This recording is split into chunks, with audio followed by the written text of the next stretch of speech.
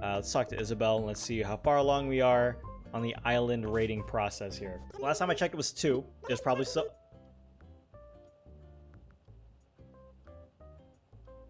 Or I can get a 3-star rating right now. That's weird. This morning I had a 2-star rating. I have literally done nothing to my island since this morning. That was a 2-star rating. Whatever. There you go. I've unlocked terraforming. GG's.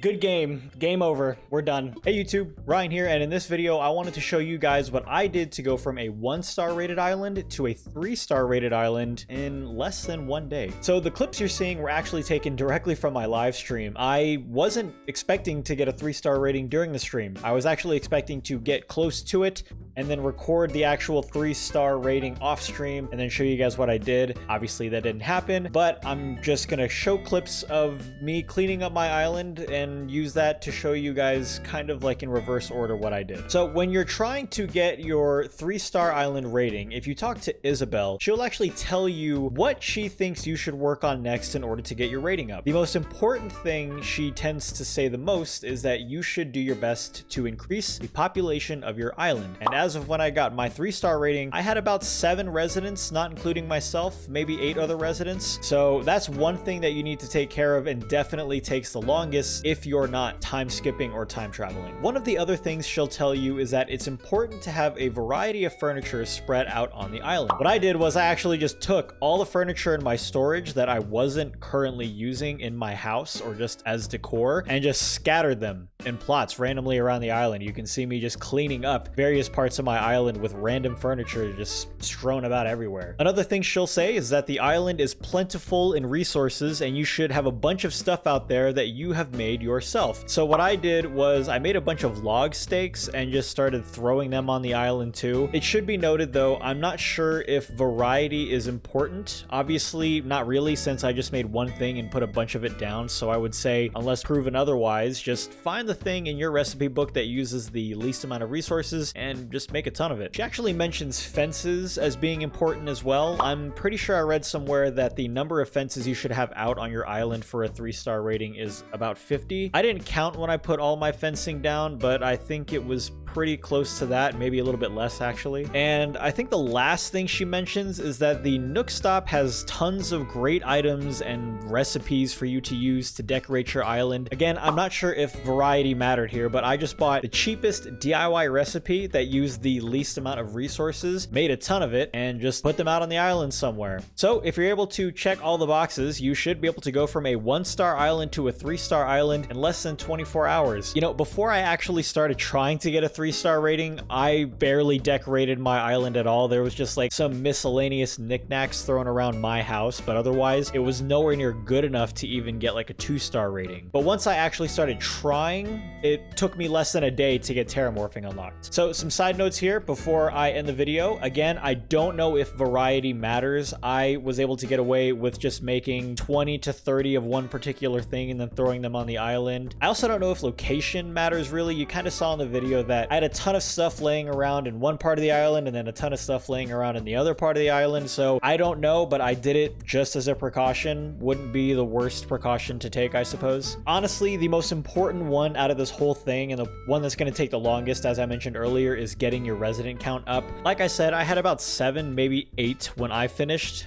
I don't know how many you're actually supposed to have. If somebody knows, by all means leave a comment down below. I will say the most annoying part about this whole thing afterwards was just cleaning up the island. Also to note that cleaning up your island after you unlock the KK Slider concert doesn't cancel out the KK Slider concert. So if by the next day you've cleaned up everything and you have a 1-star rating, KK Slider will still come to your island and you'll unlock terraforming no matter what. As always, if the video was helpful, be sure to give the video a like. Also be sure to subscribe to the YouTube channel for more Animal Crossing videos later on in the future. And of course, as I mentioned earlier, all the clips that you saw in this video were taken directly from my live stream. I stream every Saturday and Sunday morning and Wednesday evenings, twitch.tv/RyanFTW. You can go over there, you can hang out with me, we can play Animal Crossing together. It's a great time. Otherwise, that'll do it for me. Thank you guys so much for watching, and I'll see you in the next one.